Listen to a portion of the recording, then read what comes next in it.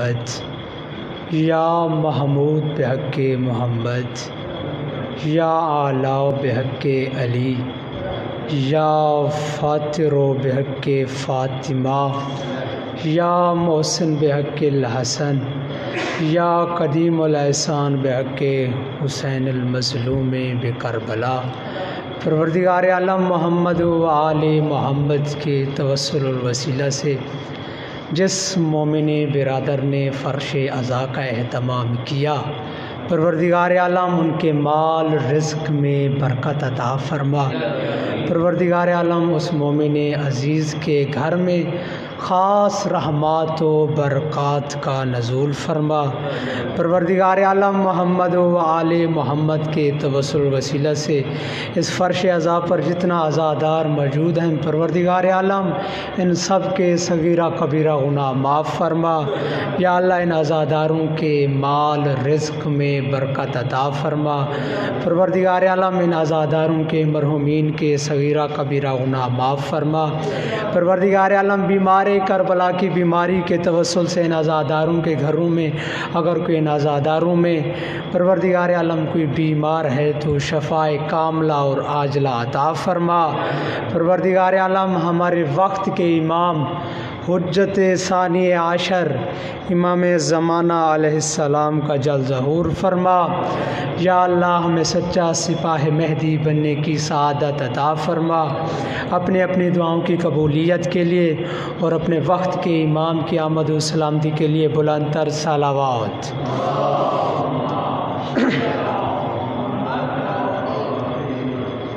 اعوذ باللہ من الشیطان الرجیم، بسم اللہ الرحمن الرحیم، الحمد للہ رب العالمین بارئ الخلائق اجمعین،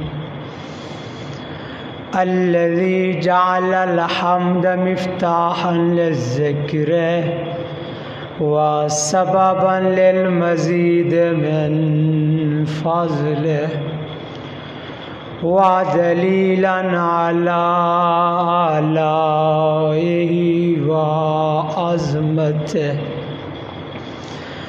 الصلاة والسلام على بشیر رحمته ونذیر نعمته، حافظ سره ومبلغ رسالة،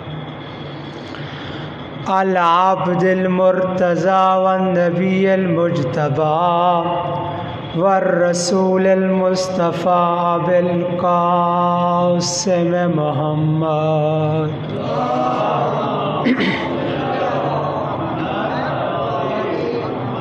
الصلاة والسلام على أهل بيته وعترته وخيارته الذين أذهب الله عنهم الرجس وطهرهم تطهيرا۔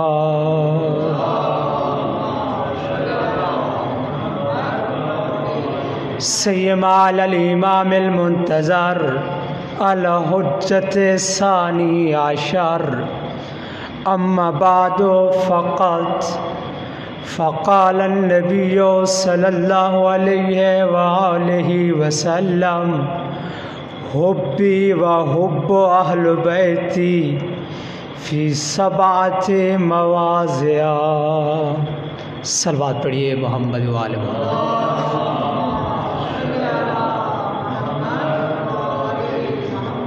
سامعین محترم، حاضرین گرامی قدر، محبان محمد و آل محمد، عزاداران مسموم مدینہ حسن مجتبیٰ علیہ السلام، تمام تعریفیں ہیں اس پروردگار عالم کے لیے جو رات کی تاریکی میں درخت کی شاخ پر سوئے ہوئے پرندے کو بھی نہیں گرنے دیتا، تمام تعریفیں ہیں اس پروردگار عالم کے لیے جو شکم مشرق سے سورج کو اس طرح طلوع کرتا ہے جیسے نو مولود بچہ ہو، پھر اسی سورج کو اسی کی کرنوں کے ساتھ مغرب کے قبرستان میں دفن کرنے کے بعد، اوپر سیاہ چادر ڈالنے کے بعد، اوپر سیاہ چادر ڈالنے کے بعد، ستاروں کے جیسے پھولوں کو نچھاور کرنے کے بعد دنیا کو یہ پیغام دیتا ہے کہ اس کے طلوع کرنے والا بھی میں ہوں، غروب کرنے والا بھی میں ہوں۔ درود اور سلام ہے اللہ کے ان مرتضی بندوں پر جو اپنے ہاتھ کی انگلی کے ناخن سے غروب ہوتے ہوئے سورج کو واپس پلٹا کے دنیا کو یہ پیغام دیتے ہیں کہ اللہ کے مرتضی بندے ایسے ہوا کرتے ہیں۔ تمام درود اور سلام ہو اللہ کے ان مصطفیٰ بندوں پر، اللہ کے ان مرتضی بندوں پر، اللہ کے ان مجتبی بندوں پر جنہوں نے وحشی کو انسان بنایا، انسان کو دیکھا تو مسلمان بنایا، مسلمان کو دیکھا تو صاحب ایمان بنایا، صاحب ایمان کو دیکھا تو سلیمان بنایا، جنہوں نے بیداد کو دیکھا تو مقداد بنا دیا، جنہوں نے بے زر کو دیکھا تو ابوذر بنا دیا، جنہوں نے مجبور کو دیکھا تو مختار بنا دیا۔ جملہ بدل کے یوں کہوں کہ جنہوں نے گناہگار کو دیکھا تو حر بنا دیا۔ لاکھ شکر پروردگار عالم کا کہ جس نے ہمیں عزادار بنایا ہے، غدار نہیں بنایا۔ پیغمبر رحمت رسول اکرم طٰہٰ و یاسین نبی، مزمل و مدثر نبی مسند علم پر تشریف فرما تھے۔ ایک یہودی مسجد میں داخل ہوا، آ کر پیغمبر رحمت کو غور سے دیکھنے لگا، دیکھتا رہا۔ کچھ وقت گزرنے کے بعد پیغمبر رحمت نے اپنے چہرے کو اس یہودی کی طرف موڑا۔ پیغمبر رحمت نے ایک سوال کیا، کہا یا یہودی ما حاجتک، کہا اے یہودی آپ مجھے دیکھ رہے ہیں، کوئی آپ کی حاجت ہے مجھ سے؟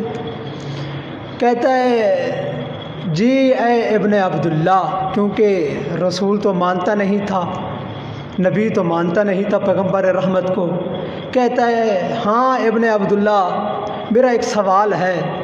پیغمبر رحمت نے کہا فرماؤ آپ کا کیا سوال ہے؟ کہتا ہے کہ میں نے سنا ہے کہ آپ نے یہ دعویٰ کیا ہے کہ آپ میرے نبی حضرت موسیٰ ابن عمران سے افضل ہیں، کہ آپ نے یہ دعویٰ کیا ہے کہ میں موسیٰ ابن عمران سے بھی افضل ہوں۔ جو بندہ کسی چیز کا دعویٰ کرتا ہے اس کے پاس کوئی نہ کوئی دلیل ہوتی ہے۔ اب پیغمبر رحمت نے مسکرا کر جواب دیا۔ ایک مرتبہ پیغمبر رحمت نے اپنے اور اپنی اہل بیت کے فضائل پڑھنا شروع کیے۔ کہا یہودی یاد رکھ، جب حضرت آدم کو جنت سے نکالا گیا تھا، ایک ترک اولیٰ کی وجہ سے حضرت آدم کو جب جنت سے نکالا گیا تھا، پہاڑ کے درمیان حضرت حوا اور حضرت آدم اللہ سے توبہ مانگتے رہے، اللہ سے استغفار کرتے رہے، باب اجابت تک اللہ کے دربار تک حضرت آدم کی دعا نہ جا پائی تو حضرت آدم بیٹھے بیٹھے ایک جملہ حضرت آدم نے کہا تھا، الہی اسألک بحق محمد و آل محمد۔ جیسے یہ جملہ کہنا تھا تو اللہ نے حضرت آدم کو پھر وہی مقام عطا کر دیا تھا، پھر وہی جنت حضرت آدم کو مل گئی تھی۔ پھر پیغمبر رحمت نے کہا کہ جب حضرت ابراہیم کو منجنیق کے ذریعے اس آگ میں ڈالا جا رہا تھا، جیسے ہی حضرت ابراہیم آگ میں جا رہے تھے ایسے ہی شعلے دیکھ رہے تھے، شعلوں کو دیکھ کر حضرت ابراہیم کو بھی یہ کہنا پڑا، الہی اسألک بحق محمد و آل محمد۔ حضرت ابراہیم کا یہ دعا کا جملہ کہنا تھا، جہاں جہاں حضرت ابراہیم جاتے تھے اللہ نے ان کے لیے آگ کو گلزار بنا دیا۔ اللہ اکبر، یا رسول اللہ،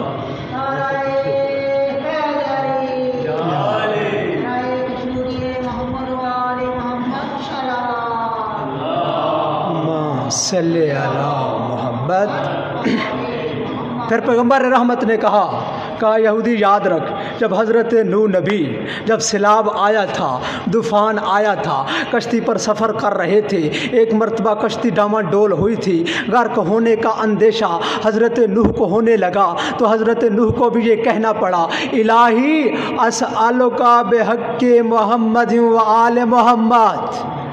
کہا جیسے ہی حضرت نوح نبی نے یہ دعا کا جملہ کہا تھا تو پروردگار عالم نے حضرت نوح نبی کی کشتی کو کنارے تک لگا دیا تھا۔ پھر پیغمبر رحمت نے کہا یہودی یاد رکھنا، جب یونس جیسے نبی کو مچھلی کے پیٹ میں چلے گئے تھے تو یونس نبی بھی اللہ سے دعائیں مانگتے رہے، جب حضرت یونس نبی کی دعا قبول نہیں ہوئی تو یونس جیسے نبی نے بھی یہ کہنے پہ مجبور ہو گئے الہی اسألک بحق محمد و آل محمد۔ تو پروردگار عالم نے حضرت یونس نبی کو بھی اس مچھلی کے پیٹ سے رہائی عطا فرمائی تھی۔ پھر پیغمبر رحمت نے اس یہودی کے شانوں کو ہلایا، کہا یاد رکھنا تیرے نبی حضرت موسیٰ نے ایک معجزہ دکھانے کے لیے جب فرعون کے دربار میں پہنچے تھے، حضرت موسیٰ نبی کو یہ خوف تھا کہ اگر میں معجزہ دکھا بھی دوں، میرا یہ عصا ازدحجا بھی بن جائے، سانپ بھی بن جائے، میرا معجزہ بھی ہو جائے، پتہ نہیں یہ اسلام لاتے ہیں یا نہیں، پتہ نہیں کہ میرا معجزہ ہوتا ہے یا نہیں۔ تو اس دربار میں آپ کے موسیٰ ابن عمران نبی کو بھی یہ کہنا پڑا الہی اسألک بحق محمد و آل محمد۔ جیسے ہی موسیٰ نبی نے یہ جملہ کہا تو حضرت موسیٰ کا معجزہ کامیاب ہو گیا۔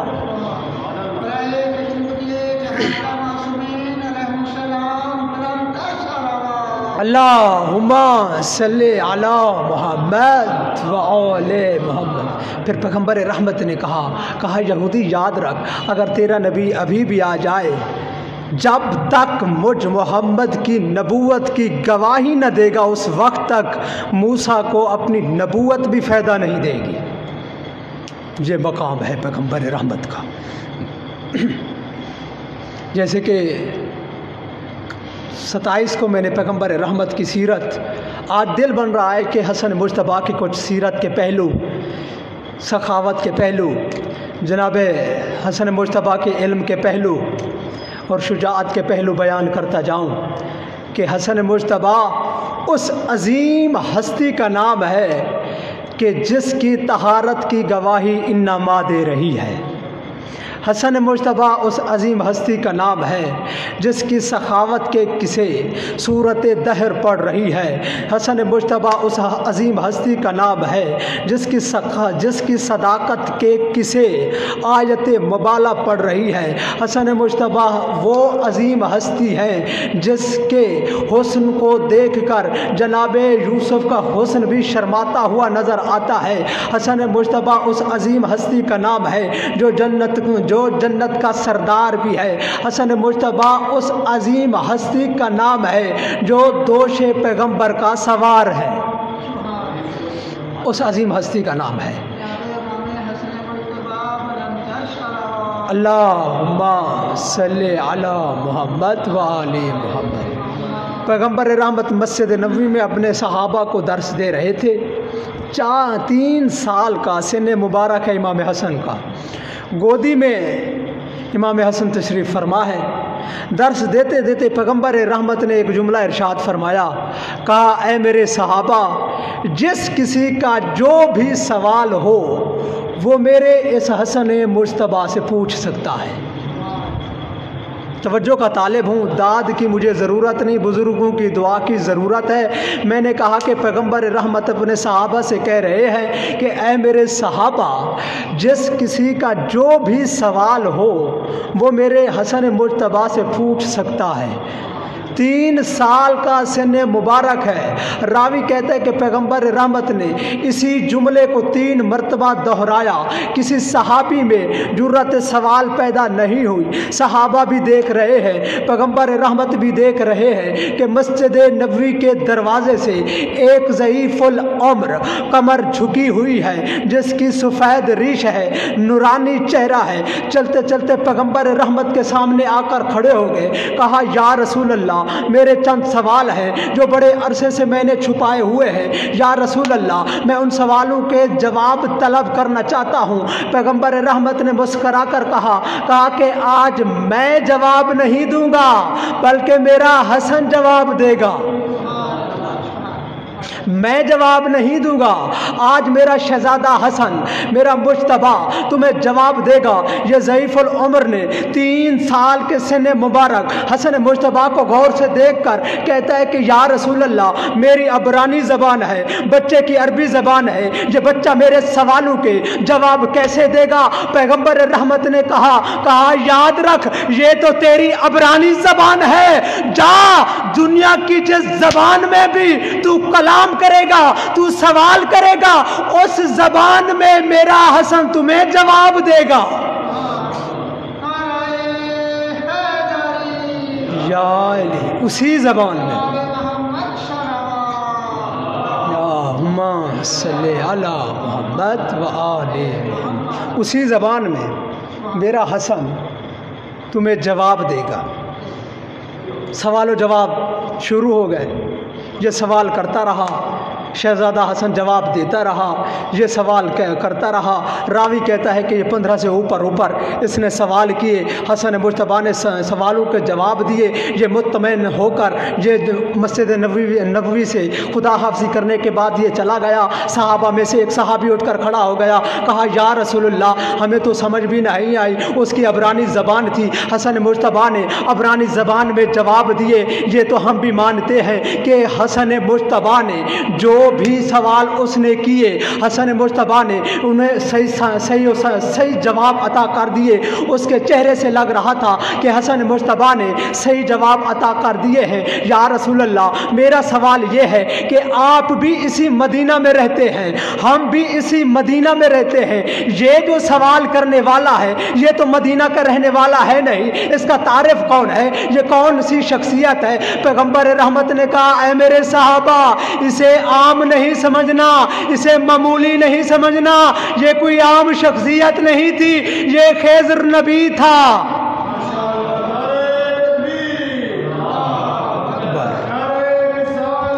یا رسول اللہ، حیدری، کہ اسے عام شخصیت نہ سمجھنا۔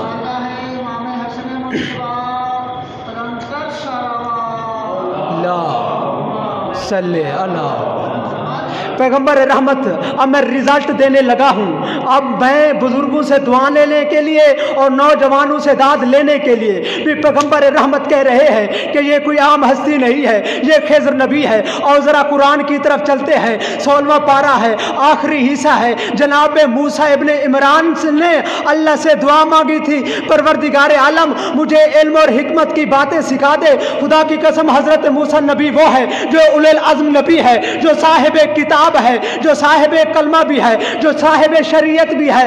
اللہ سے دعا مانگ رہا ہے کہ پروردگار عالم مجھے علم اور حکمت کی باتیں سکھا دے۔ آواز قدرت ہے، اے موسیٰ نبی فلاں مقام پر چلے جاؤ، میرا عظیم بندہ رہتا ہے، خضر نبی رہتا ہے، تمہیں علم اور حکمت کی باتیں سکھا دے گا۔ یہ کہنے کا مجھے حق ہے کہ اگر اولی العزم نبی حضرت موسیٰ کو علم اور حکمت کی باتیں سیکھنی ہو تو وہ خضر نبی کے دروازے پہ آتا ہے، اگر خضر نبی کو علم اور حکمت کی باتیں سیکھنی ہو تو وہ حسن مجتبیٰ کے دروازے پہ آتا ہے۔ وہ حسن ہے،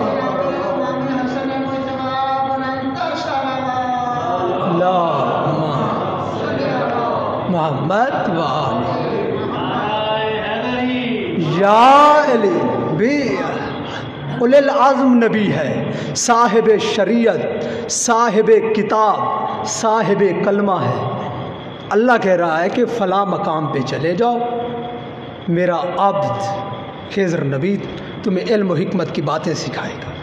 اور اگر حضرت خضر نبی کو ضرورت پڑے تو حسن مجتبیٰ کے دسترخوان پہ آتا ہے۔ اللہ اکبر۔ امام حسن گھر میں تشریف فرما تھے، مولا کائنات گھر میں داخل ہوئے۔ اس وقت بچپنا میں پڑھوں گا، بچپنا انشاءاللہ آپ نے میرا ساتھ دینا ہے۔ خطیب اس وقت پڑھتا ہے جب تک مجمع ساتھ دیتا ہے۔ تو میرے امام کا سن مبارک کم سنی کا عالم تھا، میرے امام کا داخل ہونا تھا مولا کائنات کا۔ بچپنے میں امام حسن نے کہا بابا میرے 2 سوال ہیں۔ تو مسکرا کر میرے امام نے کہا، مولا کائنات نے کہا حسن بیٹے کون سے سوال ہیں؟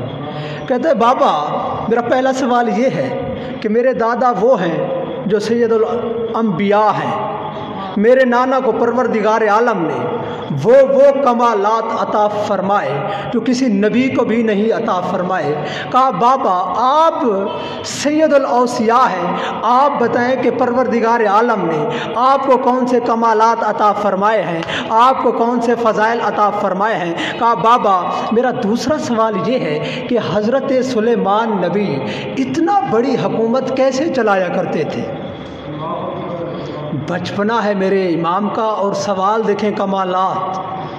تو میرے امام نے سوال سننے کے بعد مولا کائنات نے کہا شہزادہ حسن تیرا پہلا سوال یہ ہے کہ پروردگار عالم نے مجھ علی کو کیا کیا کمالات عطا فرمائے ہیں، کیا کیا فضائل عطا فرمائے ہیں۔ خدا کی قسم اب علی نے اپنی زبان سے اپنے فضائل پڑھنا شروع کیے۔ کہا شہزادہ حسن تیرا پہلا سوال یہ ہے کہ اللہ نے مجھ علی کو کیا کیا کمالات عطا فرمائے ہیں، تو سنو بیٹا انا وجہ اللہ۔ کہا شہزادہ حسن سنو انا وجہ اللہ، انا ید اللہ، انا اذن اللہ، انا لسان اللہ ناطق فی خلق ہی، انا کنز اللہ فی ارض ہی، انا صراط مستقیم، انا قسیم النار والجنہ، انا حیا علی خیر العمل، انا حیا علی الفلاح، انا صلاۃ المومنین۔ کہا شہزادہ حسن میں علی وہ ہوں جو قسیم النار والجنہ۔ کہا شہزادہ حسن انا لسان اللہ ناطق فی خلق ہی۔ کہا شہزادہ حسن میں علی تو وہ ہوں جو اللہ کی مخلوق میں اللہ کی بولتی ہوئی زبان میں علی ہوں۔ یا علی۔ کہا شہزادہ حسن میں علی تو وہ ہوں انا کنز اللہ فی ارض ہی، میں علی تو وہ ہوں جو اللہ کی اس زمین پر اللہ کا سب سے بڑا خزانہ میں علی ہوں۔ انا صراط مستقیم۔ کہا شہزادہ حسن میں ہی صراط مستقیم ہوں۔ انا قسیم النار والجنہ۔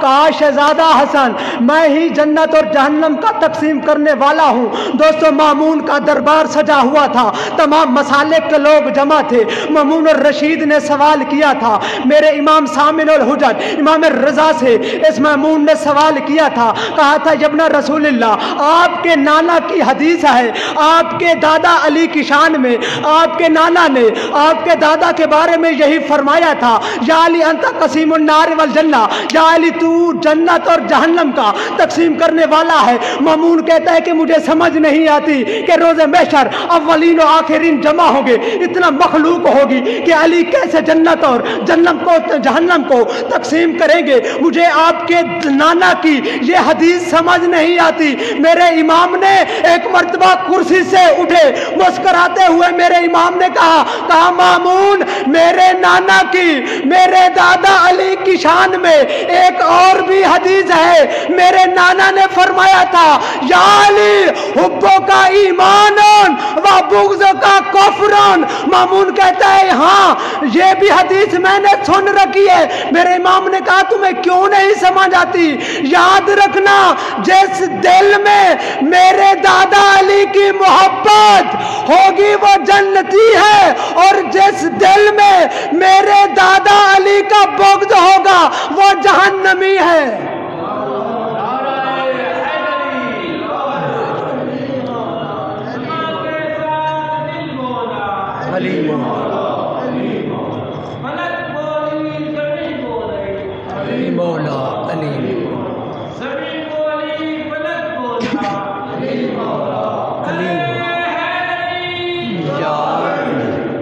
بہرحال میں نے بہت سفر کرنا ہے، امام کی سیرت کو بھی پڑھنا ہے، تو اسی لیے تھوڑا میں جلدی کر رہا ہوں۔ تو یہ ولایت علی کے فضائل ہیں۔ پھر میرے امام سامن الحجج امام رضا جیسے دربار سے نکلے، آپ کی طرح میری طرح ایک غلام تھا، آ کر سامنے آ کے مسکرانے کا لگا، کہا مولا آج تو آپ نے مناظرہ جیت لیا، آپ نے تو آج منافق کے منہ توڑ دیے، آج تو سارا کا سارا دربار ایسے لگ رہا تھا کہ یہ ان کے سروں پہ سانپ بیٹھ گیا ہے۔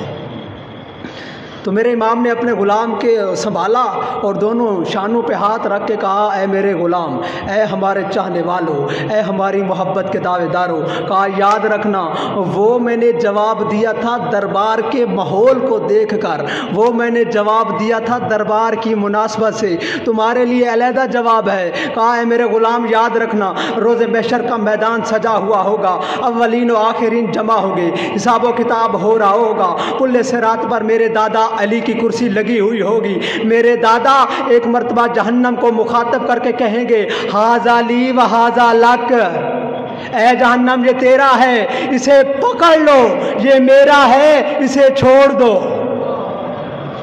یہ فضائل ہے۔ پھر شہزادہ حسن کا دوسرا سوال، کہا شہزادہ حسن تیرا دوسرا سوال یہ ہے کہ حضرت سلیمان نبی اتنا بڑی حکومت کیسے چلایا کرتے تھے؟ حسن مجتبیٰ کہتے ہیں کہ میں بھی دیکھ رہا تھا، میرے بابا نے اپنے دائیں ہاتھ کو مغرب کی طرف بلند کیا، بلند کرنے کے بعد مٹھی کو بند کیا، مٹھی بند کرنے کے بعد میرے سامنے مٹھی کو کھولنا تھا، میں نے دیکھا کہ انگوٹھی ہے۔ میرے بابا نے کہا اے میرے شہزادے تیرے سوال کا جواب مل گیا۔ میں نے کہا بابا یہ کون سے سوال کا جواب ہے، یہ کیسا جواب ہے؟ پھر میرے امام نے کہا شہزادہ حسن اس انگوٹھی کو اٹھا لو اور اس انگوٹھی پہ جو آسمان لکھے ہوئے ہیں ان کی تلاوت کرو۔ شہزادہ حسن کہتے ہیں کہ ایک مرتبہ میں نے انگوٹھی کو اٹھایا، میں نے اس کی تلاوت کرنا شروع کی۔ انگوٹھی پہ لکھا ہوا تھا یا محمد ہو، یا علی ہو، یا فاطمہ ہو، یا حسن ہو، یا حسین ہو۔ پھر میرے بابا نے کہا شہزادہ حسن تمہیں تمہارے سوال کا جواب مل گیا۔ کہا شہزادہ حسن یاد رکھ اتنا بڑی حکومت کا چلانا سلیمان کے بس کی بات نہیں، سلمان کی طاقت نہیں۔ یاد رکھنا سلمان کی ساری حکومت کی طاقت اس انگوٹھی میں تھی، اور اس انگوٹھی کی ساری طاقت ان ناموں میں تھی۔ جس طرح بھی سلیمان اشارہ کرتے تھے تو حکومت قائم ہو جاتی، جس طرف بھی اللہم صلی علی محمد۔ حسن مجتبیٰ ان کمالات کے مالک ہیں میرے امام، جو جنت کا سردار بھی ہے۔ آیا تھا نا امام حسن کی سخاوت کے مقابلے میں اپنی سخاوت دکھانے کے لیے، شام کی کمینی گاہوں میں پلنے والا جب آیا ہے نا مدینہ میں، کیونکہ میں نام لیتا نہیں، میں نام ان کے لیتا ہوں جن کا نام لینا ثواب ہے۔ جب آیا ہے نا تو اس نے بہت بڑا اعلان کر دیا کہ مدینہ والوں کو یہ اعلان کر دو کہ جو بھی میرے دربار میں آئے گا اسے انعامات سے نوازا جائے گا۔ مال فدق کے چوروں نے چوری کر کے اب سخاوت کرنے لگے ہیں، مال غنیمت کے چوروں نے چوری کر کے اب اپنی سخاوت کے قصے دکھانے لگے ہیں۔ جیسے ہی اس نے اعلان کیا صبح سے لے کر شام تلک لوگ آتے تھے، امیر شام کو سلام کرتے تھے، انعام لے کے چلے جاتے تھے۔ خدا کی قسم ادھر سے سورج کا غروب ہونا تھا، میرے امام چلتے چلتے مسجد نبوی میں میرے امام نے نماز پڑھی۔ نماز پڑھنے کے بعد جیسے ہی دربار سے امام گزر رہے تھے، ایک مرتبہ دشمن اہل بیت تھا، امام کے احترام کے لیے ایک مرتبہ اٹھ کر کھڑا ہو گیا۔ جیسے ہی اٹھ کے کھڑا ہوا پھر اس امیر شام نے کرسی لگائی، میرے امام اس کرسی پر بیٹھے۔ یہ امیر شام بھی سوچ رہا تھا کہ حسن مجتبیٰ آخر میں اسی لیے آئے ہیں، یہ سوچ کے آئے ہیں کہ ان کا مال ختم ہو جائے گا، یہ مجھے عطا نہیں کر سکے گا۔ اب اس امیر نے اب اعلان کیا، اپنے غلاموں کو بلایا، کہا صبح سے لے کر شام تک جتنا مال تم نے غریبوں میں تقسیم کیا ہے، جتنا مال تم نے یتیموں میں تقسیم کیا ہے، جتنا مال تم نے اسیروں میں تقسیم کیا دیا ہے اس سے بھی دگنا حسن مجتبیٰ کی خدمت میں پیش کیا جائے۔ خدا کی قسم مال کا آنا تھا، جیسے ہی میرے امام کے سامنے دینار کو رکھا گیا تو اس نے فخرانے انداز میں ایک جملہ میرے امام کو کہا اے حسن مجتبیٰ مجھے دیکھو، میں ابن ہندہ ہوں۔ جیسے ہی اس نے یہ جملہ کہا اور میرے امام نے خدا حافظی کر کے دربار سے جانے لگے، اسی دربار کا ایک غلام آگے بڑھ کر میرے امام کا جوتا سیدھا کیا۔ میرے امام نے کہا غلام یہ مال اٹھا لو، جاؤ خرچ کرو، جاؤ عیش کرو۔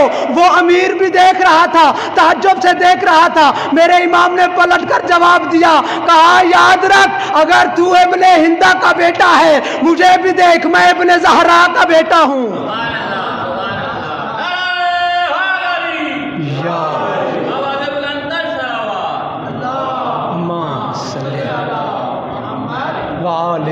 پھر میرے امام نے دوسرا جملہ ارشاد فرمایا، کہا جتنا تو میرے نانا کے احترام میں تم ہماری عزت کرتے ہو، تم ہمیں انعامات دیتے ہو، ہم تو اتنا انعامات ایک جوتا سیدھا کرنے والے غلام کو دیتے ہیں، اتنا انعام تو ہم ایک جوتا سیدھا کرنے والے کو دیتے ہیں۔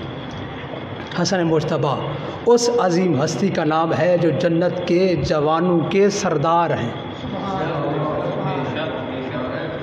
آیا تھا نا فقیر، نخلستان مدینہ میں سے گزر رہا تھا، میرے مولا کائنات کھجوروں میں کام کر رہے تھے، اس نے کہا میں فقیر ہوں، کھانے کو کچھ نہیں، ہو سکتا ہے کچھ مل جائے۔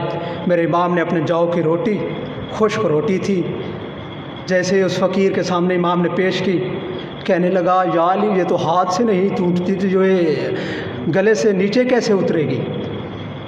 میرے امام نے ایک دسترخوان کی طرف رہنمائی کی، کہا مدینے میں چلے جاؤ، فلاں مقام پر جانا، ایک دسترخوان سجا ہوا ہوگا جس میں جنت کی چیزیں لگی ہوئی ہوں گی۔ اب یہ فقیر چلا۔ اب میں یہ جملہ کہنے کا حق رکھتا ہوں کہ شیعوں کو بھی چاہیے دسترخوان امام حسن کو عام کرنا چاہیے، اور اسی دسترخوان کے فقہا بھی یہی کہتے ہیں کہ جو شخص دسترخوان امام حسن مجتبیٰ لگاتا ہے وہ دنیا میں کسی کا محتاج نہیں ہوتا۔ یہ نہیں کہ پورے شہر کو بلایا جائے اور کھانا کھلایا جائے، اسے نہیں کہتے۔ حسب استطاعت، ایک بندے کی استطاعت ہے تو ایک بندے کو کھانا کھلا دیں، لیکن نیت کیا ہو کہ حسن مجتبیٰ کا دسترخوان لگا رہا ہوں، تو علماء کہتے ہیں کہ وہ کسی کا محتاج نہیں ہوگا۔ بس دوستو وہ فقیر چلا تھا نخلستان مدینہ سے، میرے امام سے خدا حافظی کرنے کے بعد یہ فقیر چلتا چلتا اسی جگہ پر پہنچا جہاں دسترخوان امام حسن لگا ہوا تھا، روٹی کھانا کھانے لگا، کھانا کھا رہا ہے، لیکن عجب انداز میں یہ کھانا کھا رہا ہے، ایک لقمہ کھاتا ہے، ایک لقمہ چھپاتا ہے، ایک لقمہ کھا رہا ہے، ایک لقمہ چھپا رہا ہے۔ میرے حسن مجتبیٰ امام بھی دیکھ رہے ہیں۔ میرے امام دیکھتے دیکھتے آ کے فقیر کے سامنے میرے امام کھڑے ہو گئے، کہا اگر تمہیں گھر کے لیے بھی ضرورت ہے وہ ہم تمہیں بعد میں دے دیں گے، پہلے خود تو کھا لو۔ کہا مجھے ضرورت نہیں ہے، لیکن میں جس کے لیے چھپا رہا ہوں وہ نخلستان مدینہ میں وہ کام کر رہا ہے جس کے پاس جو کی روٹی ہے، خشکی اتنا ہے کہ وہ ہاتھ سے بھی نہیں توڑی جاتی۔ میرے امام نے مسکرا کر کہا کہ جس کے لیے تو چھپا رہا ہے اسی کا تو یہ دسترخوان ہے۔ اللہ یا رسول اللہ یا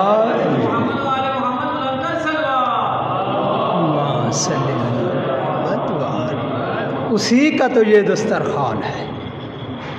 اور اسی طرح امام کی سیرت کے اگر پہلو کو پڑھا جائے نا تو ایک مغبض اہل بیت شام سے آیا تھا، اور یاد رکھو یہ شام میں ایسے ملعون تھے، بچوں کی جو تربیت کرتے تھے نا وہ بغض اہل بیت پہ کرتے تھے، اور اہل بیت کے خلاف کیا سے کیا انہیں درس پڑھاتے تھے۔ یہ مغبض اہل بیت امام حسن کے سامنے آیا اور امام کو گالیاں دینے لگا، کیا سے کیا باتیں کرنے لگا۔ جب گالیاں دینے کے بعد تھک گیا تو میرے امام نے کہا لگتا ہے آپ پیاسے ہو، پیاس لگی ہے تو تمہیں پانی پلاؤں، مجھے لگ رہا ہے کہ آپ مسافر ہو، اگر رائے سفر نہیں ہے، دینار نہیں ہے تو کہو تو تمہیں دینار دے دوں۔ امام نے کہا مجھے لگ رہا ہے کہ تم مدینہ میں نہ آئے ہو، اگر مہمان بننا چاہتے ہو تو میں مہمان کے طور پر آپ کو اپنے گھر لے جاتا ہوں۔ جیسے میرے امام نے اس انداز میں بات کی نا تو وہ شرمندہ ہو گیا، شرمندہ ہو کے پاؤں پہ گر گیا، کہا مولا مجھے معاف کرنا، مجھ سے بہت بڑی غلطی ہو گئی۔ کہ دیکھیں جس کے کردار سے ایک لمحے میں انسان مسلمان ہو جاتے تھے، تو ہمیں بھی چاہیے کہ ایسے کردار اپنانے چاہیے۔ میں نے کہا کہ یہ حسن مجتبیٰ ان عظیم کمالات کا مالک ہے کہ جس کی ولادت کے کسی سورہ رحمان پڑھ رہی ہے، جس کی جنت کی مالکیت کے کسی پورا قرآن پڑھ رہا ہے۔ خدا کی قسم عید کا دن تھا نا، جناب سیدہ کے پاس جیسے ہی دونوں شہزادے آئے تھے، ایک ہی جملہ کہا تھا دونوں شہزادوں نے۔ پہلے شہزادے نے بھی یہی کہا تھا، بڑے شہزادے نے تھا، چھوٹے شہزادے نے بھی یہی کہا تھا ماں آج عید کا دن ہے، مدینہ کے بچے ہیں، نئے نئے لباس پہنے ہوئے ہیں، نئی نئی سواریاں پہ سوار ہیں، ماں نہ تو ہمارا نیا لباس ہے نہ تو سواری ہے۔ سیدہ نے ایک جملہ کہا تھا بچو تمہارے کپڑے درزی کے پاس ہیں۔ آج میں اس مفتی کو یہ جملہ دینے لگا ہوں جو اپنے ٹی وی چینلوں پہ بیٹھ کر، اپنے کمروں میں بیٹھ کر، اپنے مدرسوں میں بیٹھ کر یہ تو کہہ دیا تھا کہ فاطمہ خطا پر ہے، تو نے تو فاطمہ کو خطا پر کہہ کر اپنی ولدیت کو ثابت کر دیا۔ آج تمہیں میں بتاتا ہوں، سیدہ نے ایک جملہ کہا تھا بچو تمہارے کپڑے درزی کے پاس ہے۔ اے مفتی مجھے کسی تاریخ میں بتا دے، کسی روایت میں بتا دے کہ کس درزی کے پاس سیدہ نے کپڑوں کو بھیجا تھا۔ سیدہ کا جملہ کہنا تھا اللہ نے حکم دیا، کہا جبریل تو نے میری کنیز کا جملہ نہیں سنا، جاؤ جنت سے 2 سوٹ لے کر میری کنیز کے دروازے پہ چلے جاؤ۔ یہ نہیں کہنا کہ میں ملائکہ کا سردار ہوں، جا کر دروازے پر یہ کہنا کہ انا خیات الحسنین۔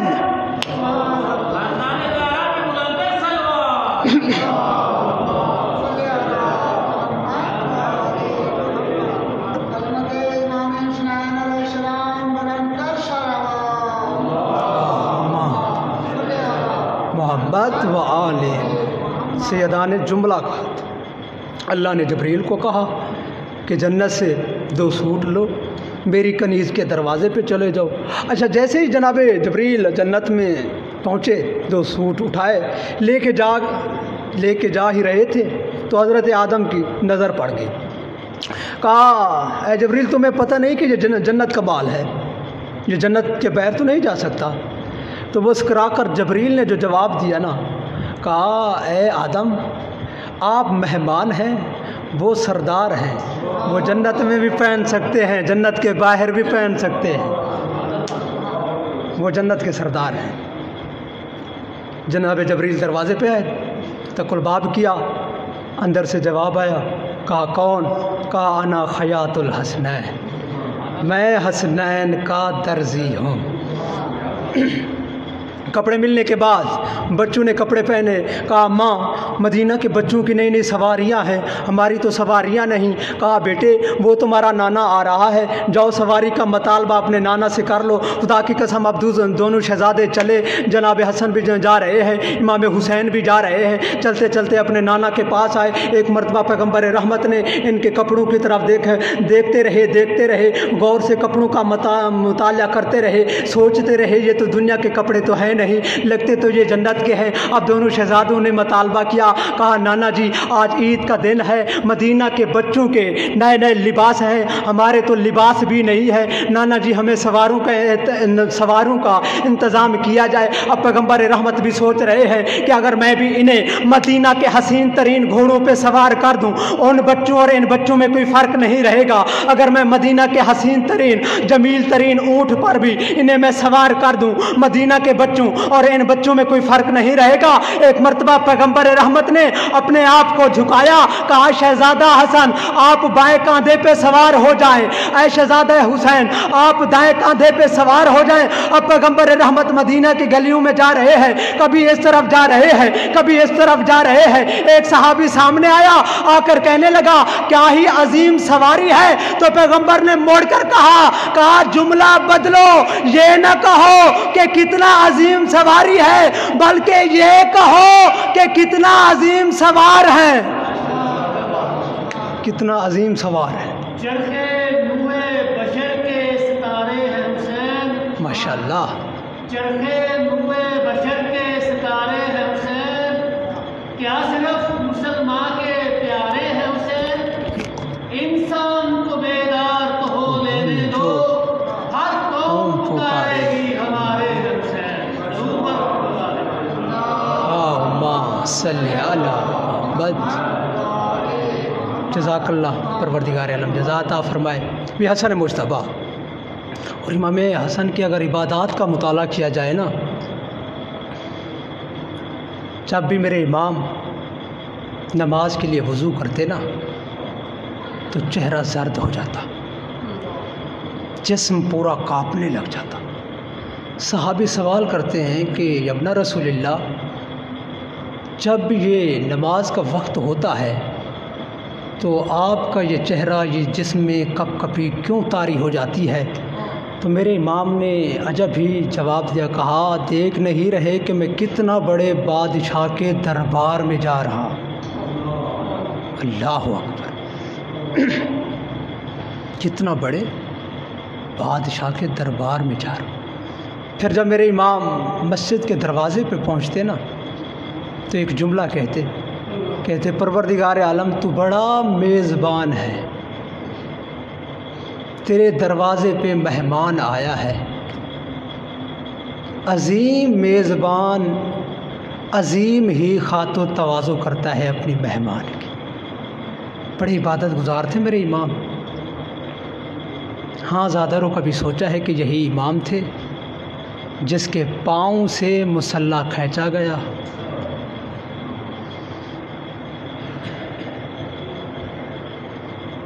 بڑے عبادت گزار ہیں میرے امام. دن میں روزہ رکھتے، رات کو اللہ کی عبادتیں کرتے. عزاداروں، 28 صفر کا دن تھا، مدینہ کا شہر تھا. 1,00,000 دینار پہ بکنے والی ایک کمینی عورت شادی کے لالچ میں آ کر تمہارے اور میرے امام کو روزے کی حالت میں ایسی زہر دی ہے. عزادارو، ارباب مقاتل یہی لکھتے ہیں کہ اگر اس زہر کا ایک قطرہ بھی دریا میں ڈالا جاتا تو دریا میں رہنے والے حیوان بھی تڑپ کر مر جاتے. جانتے ہو نا، افطار کے وقت کھانے کو تو دل کچھ نہیں کرتا، مگر پینے کو بہت دل کرتا ہے. عزادارو، جیسے ہی میرے امام کے سامنے لے کے آئی ہے نا یہ جودہ ابن اشعث لعینہ جام، میرے امام نے ایک گھونٹ پینا تھا. میرے امام نے رو کر کہا جودہ یہ بتاؤ کیا میں تیرا اچھا امام نہیں ہوں؟ جودہ مجھے یہ بتاؤ کبھی میں نے تم پر ظلم کیا؟ میرے امام رو کے کہتے ہیں جودہ میرے حسن کے کیوں یتیم کرنا چاہتی ہو؟ ہاں زادر و ارباب مقاتل لکھتے ہیں میرے امام کو کسی نے لکھا 7 مرتبہ زہر دیا گیا میرے امام کو، کسی نے لکھا 3 مرتبہ زہر دیا گیا، لیکن جو آخری مرتبہ زادر و زہر ملی ہے نا، میرے امام ایک مرتبہ بستر پر آئے، زادر و تڑپنے لگے. میرے امام کروٹیں بدل رہے ہیں. میرے امام نے رو کر کہا میری بہنوں کو بلایا جائے، میرے بھائیوں کو بلایا جائے، میرے رشتہ داروں کو بلایا جائے. بس عزادارو، رشتہ دار آنے لگے، بھائی آنے لگے، بہنیں آنے لگی. ہاں عزادارو، ایک مرتبہ وہ بہن بھی آئی جسے زینب کبریٰ کہتے ہیں. عزادارو، زینب کبریٰ کیا دیکھا؟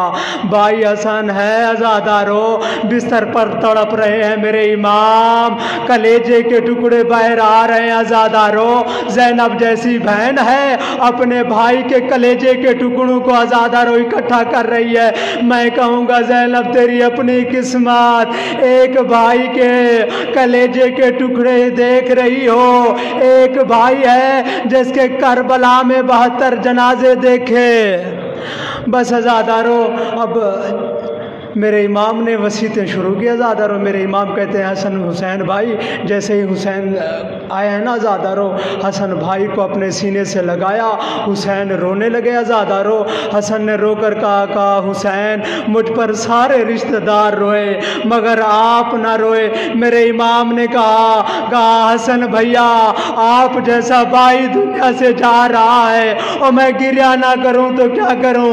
میرے امام نے کہا حسین مجھ پر تو رونے والے ہیں اور تو وہ شہید ہے اور جس پر کوئی رونے والا نہیں. بس آزادارو اب میرے امام نے وصیتیں کرنا شروع کی. کہا حسین بھیا وہ جو جنت سے کفن آیا تھا وہ مجھے کفن پہنا دینا.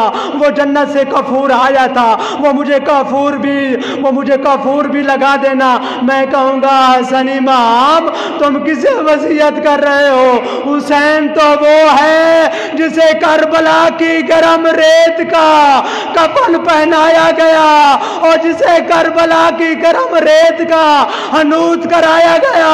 بس آزادارو اب میرے امام وصیتیں کر رہے ہیں. کہا حسین بھیا مجھے نانا کے پہلو میں دفن کر دینا. بس آزادارو ایک مرتبہ میری امام کی روح کا پرواز ہونا تھا. آزادارو جنازہ تیار ہوا. ہر گھر میں یہی رواج ہے آزادارو, مرد جنازہ لے کے چلے جاتے ہیں اور شریف زادیاں دروازے پہ کھڑی ہو جاتی ہیں. ادرکم اللہ آزادارو. ایک مرتبہ حسن مجتبیٰ کا آزادارو جنازہ اٹھا. آزادارو دروازے پر رسول زادیاں اور آزادارو رک گئی. آزادارو رسول زادیاں اب جوان لے کے چلے ہیں جنازہ امام حسن کا. آزادارو اب زینب گھر میں یہی سوچ رہی تھی کہ میرے بھیا کا جنازہ اب میرے نانا کے پہلو میں پہنچ گیا ہوگا. میرے بھیا کا جنازہ اب مرکز رسول پہ پہنچ گیا ہوگا اور میرے بھیا کا جنازہ قبر میں اتارا جا رہا ہوگا. میں کہوں گا زینب تیری اپنی قسمت. ہاں آزادارو ادھر سے جنازہ نکلا. ہر جنازے کا دستور ہے کہ جب سید کا جنازہ نکلتا ہے تو امتی پھول برساتے ہیں. آزادارو مدینے کا رواج بدل گیا تھا. ادھر سے حسن کا جنازہ نکلا ادھر سے تیر برسنا شروع ہو گیا. آزادارو ایک مرتبہ جنازہ واپس آیا. آزادارو کائنات میں یہ پہلا جنازہ ہے جو بغیر دفن کیے واپس آ رہا ہے. آزادارو موڑ کے جناب زینب نے دیکھا. کیا دیکھا؟ بھیا کا جنازہ ہے. رو کر کہتی ہے حسین بھیا میں نے تو اسے سفید کفن پہنایا تھا اور یہ سرگ کیوں ہو گیا. حسین رو کے کہتے ہیں اور بہن زینب اور نانا کی امت نے یہ عدر رسالت دیا ہے. بس آزادارو ہاشمی نوجوان یہ سوچ رہے تھے کہ تیروں کو نکالا جائے. سامنے آئی ہے بنت علی. آزادارو بھائی کے تیر نکالنا شروع کیے. میں کہوں گا زینب تیری اپنی قسمت. ایک بھائی کے جنازے میں تیر, ایک بھائی کا تیروں پہ جنازہ. اللہ اللہ